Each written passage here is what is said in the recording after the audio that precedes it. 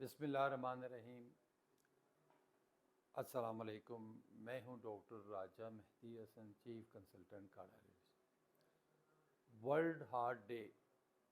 اور آج کا تھیم ہے یوز ہارٹ نو ہارٹ۔ پوری دنیا میں ورلڈ ہارٹ ڈے 29 سپٹمبر کو منایا جاتا ہے ہر سال، اور اس دن کے منانے کا مقصد ہے لوگوں میں آگاہی یعنی اویئرنیس دل کی بیماریوں کے متعلق پیدا کرنا، کیونکہ دل کے امراض اتنے زیادہ بڑھ گئے ہیں کہ جوان لوگوں میں 22 سال کے 30 سال کے لوگوں میں ہارٹ اٹیک ہو رہے ہیں، اور جو جان لیوا ثابت ہوتے ہیں۔ اس میں پوری دنیا میں اگر دیکھا جائے تو اس وقت تقریباً 2 کروڑ لوگ اس بیماری سے مر رہے ہیں، اور پاکستان میں بھی 2 لاکھ تک لوگ اس بیماری کی وجہ سے اس دنیا سے رخصت ہو رہے ہیں، اور 50% ایسے لوگ ہیں جو فرسٹ ہارٹ اٹیک کے اندر ہی اللہ میاں کو پیارے ہو جاتے ہیں، اور 10 سے 15% ایسے لوگ ہیں جو ٹرشری کیئر سینٹر یعنی بڑے اسپتالوں میں علاج کی غرض سے پہنچ پاتے ہیں، لیکن بدقسمتی سے وہ بھی بچ نہیں پاتے۔ تو اس میں جو دیکھا گیا ہے، جو ایج گروپ دیکھی گئی ہے، وہ تقریباً 40 اور 50 کے ان بٹوین یعنی ینگ ایج گروپ زیادہ تر افیکٹ ہو رہے ہیں، اور اس میں جو وجوہات دیکھی گئی ہیں، جو رسک فیکٹرز دیکھے گئے ہیں، وہ زیادہ تر وہ آپ کے ڈائٹ اور ایکسرسائز کے ریلیٹڈ ہیں۔ بنیادی طور پہ جو رسک فیکٹرز ہیں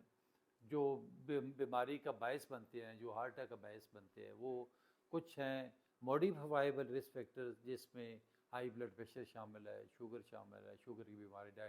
ذیابیطس جس کو کہتے ہیں، کولیسٹرول کی زیادتی ہونا، اوبیسٹی ہے، تمباکو نوشی ہے، سٹریس انزائٹی ہے، اور آپ کا جو سیل پسندی ہے، جو سیڈنٹری لائف سٹائل ہے۔ یہ موٹی موٹی وہ وجوہات ہیں جن کو ہم اپنے لائف سٹائل کی وجہ سے اور وتھ پریکاشنری میئرز اور ایک اچھے کارڈیالوجسٹ کی ایڈوائس پہ ہم کنٹرول کر سکتے ہیں، اور کچھ ایسے فیکٹرز ہیں جس کو نان ماڈیفائبل رسک فیکٹرز کہتے ہیں، جیسے آپ کی ایج ہے، جینیٹک ہے، جو فیملی ڈیزیز ہوتی ہے، اور جینڈر ہے، میل اور فیمیل کو، اس میں ہم کچھ نہیں کر سکتے، لیکن اتنا ہو سکتا ہے کہ اگر فیملیز میں ڈیزیز ایگزسٹ کر رہی ہے تو کم از کم آپ کیئرفل رہیں، اپنا احتیاط کریں، اپنا جو روٹین ٹیسٹس ہیں وہ لازمی طور پہ اینول بیسس پہ چیک کرواتے رہیں، اور اپنے جو اگر بلڈ پریشر کی شکایت ہے، شوگر کی بیماری اگر ہے، یا موٹاپا ہے، یا کولیسٹرول ہے، تو ان کو مناسب طریقے سے اپنے ڈاکٹر کارڈیالوجسٹ کی ایڈوائس سے اس کو کنٹرول کریں۔ تو اوورآل میں نے یہ دیکھا ہے کہ سب سے بڑا جو رسک فیکٹر ہے جس کی وجہ سے ہارٹ اٹیک ہو رہے ہیں، وہ ہمارے ڈائٹری ہیبٹس ہیں، ہمارے کھانے پینے کی عادتیں ہیں۔ وہ اگر دیکھا جائے تو یقین کریں کہ جس طرح بچپن سے ہی ہم لوگ دیکھتے ہیں کہ ہم لوگ کھانے پینے کے شوقین ہوتے ہیں، ہمارے مائیں ہمیں کھلاتی ہے، اور ایک چیز میں بتاتا جاؤں کہ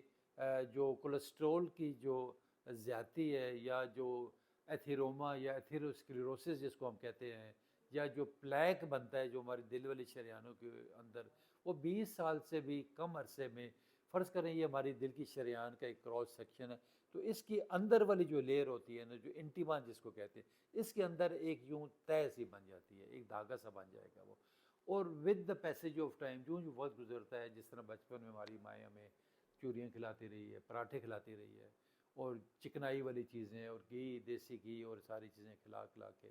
اور اس کے بعد جب آپ بڑے ہوتے ہیں تو آپ خود اپنا، اگر ہم لائف سٹائل دیکھیں، اگر ہم صبح سے لے کے رات تک، تو صبح ہمارے گھروں میں، ہر گھر میں تقریباً یہ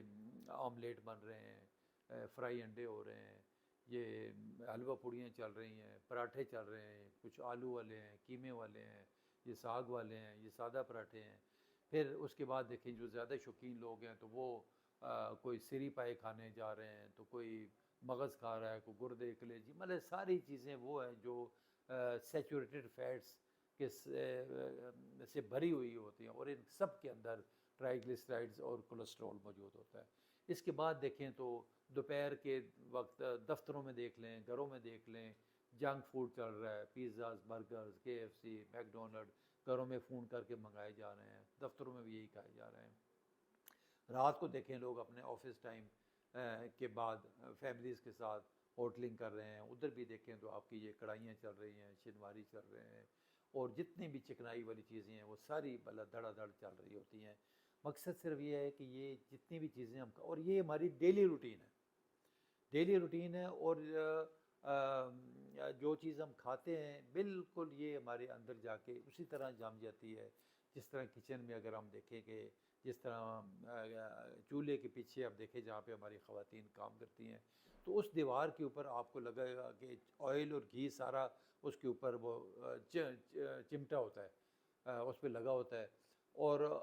اس سے بڑھ کے دیکھیں جو آپ کا ایگزاسٹ فین ہے، سیلنگ فین ہے، وہ کالا سیاہ ہوا ہوتا ہے، وہ کہاں سے ہوتا ہے؟ یہی آپ کا آئل اور گھی ایویپوریٹ ہو کے وہاں پہ جم جاتا ہے۔ اور جو سمپل سی مثال آپ دیکھیں کہ جس طرح آپ لوگ کڑھائی کھاتے ہیں، کسی بھی ہوٹل سے منگا کے دیکھیں، 10-15 منٹ کے لیے اس کو رکھ کے دیکھیں تو وہ ساری گھی آئل اس کے اندر وہ جم جاتا ہے۔ تو جب آپ کھاتے ہیں تو کیا ہمارے اندر نہیں جمے گا؟ یہ جب آپ کھائیں گے آپ کے ایبزارب ہو کے، منہ سے ہو کے، خوراک والی نالی سے ہو کے آپ کے معدے میں جائے گا، یہاں سے انٹسٹائنس میں ایبزارب ہو کے الٹیمیٹلی جو بلڈ ویسلز ہیں، بلڈ آرٹریز ہیں، اس کے اندر جا کے، جس طرح میں نے بتایا نا کہ وہ ایک طے بن گئی، اس طے در طے یہ بڑھتی جائے گی۔ دیکھیں نا ہمارا، میں نے بتایا 20 سال کی عمر سے شروع ہوتا ہے، تو 20 سال اس میں اور ایڈ کر لیں تو یہ چیزیں اس طرح بڑھتی جائیں گی، اور بڑھتے بڑھتے بڑھتے آہستہ آہستہ شریانوں کو تنگ، یہ 70%، 75% جب بلاک ہو جاتی ہے تو بندے میں سمٹم آنا شروع ہو جاتے ہیں۔ بندہ کہتا ہے یار میں جب چلتا ہوں تو مجھے درد ہوتا ہے، تو رک جاؤں تو آرام ہوتا ہے۔ یہ دل کی بیماری کی پہلی پہچان ہے، جس کو ہم کہتے ہیں انجائنا کہتے ہیں، یا اسکیمک ہارٹ ڈیزیز ہوتا ہے۔ اور یہی شریان اگر پوری مکمل بند ہو جائے تو اس کو ہم ہارٹ اٹیک کا نام دیتے ہیں، جس کو کوئی ایک شریان میں بھی ہو سکتا ہے، 2 میں بھی ہو سکتا ہے، 3 میں بھی ہو سکتا ہے۔ اس سے کیا ہوتا ہے کہ دل میں شدید درد ہوتا ہے، یہ پورا ڈیفیوز چیسٹ میں پورا بھری ہوتی ہے درد کی وجہ سے، اور یہ درد یہاں سے بعض اوقات لیفٹ بازو میں جاتا ہے، رائٹ میں جاتا ہے، نیچے چلا گیا، اوپر چلا گیا، کس کے ساتھ پسینے بے تحاشا آتے ہیں، شرابور ہو جاتا ہے بندہ پسینے میں، ساتھ بعض جگہ دل خراب ہوتا ہے، الٹی آتی ہے، دل کی دھڑکن تیز، یعنی یہ وہ علامات ہیں جو ہارٹ اٹیک کی علامات ہیں۔ تو کہنے کا مقصد یہ ہے کہ اصل جو ڈاکٹری ہے وہ ہے آپ کی پریونشن کی۔ ایک تو میری ریکویسٹ ہوگی کہ جو مین رسک فیکٹر ہے، بلکہ میں کہوں گا مین جو کلپریٹ ہے، مین جو دہشت گرد ہے ہارٹ اٹیک کے لیے، وہ آپ کا آئل اور گھی ہے۔ اس کو آج سب سے پہلے کوشش کریں کہ گھروں کے اندر یہ بند کر دیں، سادہ کھانا بنائیں، آپ پانی کے اندر بنائیں اور اس کو گلا لیں، چاہے آپ گوشت بنا رہے ہیں، سبزی بنا رہے ہیں، دال بنا رہے ہیں، مرغی بنا رہے ہیں، کوئی بھی چیز ہے اس کو اچھی طرح گلا لیں، اور پھر اس کے اندر جو دیکھیں کھانے کا ذائقہ جو ہے نا وہ مسالوں سے آتا ہے، اس کے اندر نمک، مرچ، ٹماٹر، پیاز، ہلدی، جو بھی چیز ڈالنا چاہتے ہیں اس کو اچھا ٹیسٹی بنائیں، وہ کہتے ہیں نا سوادی بنائیں، مزیدار بنائیں اس کو، اور پانی کا زیادہ رکھنا ہے تو شوربے والا بنا لیں، نہیں رکھنا تو آپ اس کو آرام سے، تاکہ کھانے کے قابل ہو۔ تو اس طریقے سے دیکھیں آئل اور گھی کا کوئی رول نہیں ہے۔ آئل جو ہے نا بیسیکلی وہ بھی زیادہ خطرناک اس لیے ہے کہ وہ اس کے اوپر اگر غور کریں ڈبوں کے اوپر لکھا ہوگا ریفائنڈ کوکنگ آئل،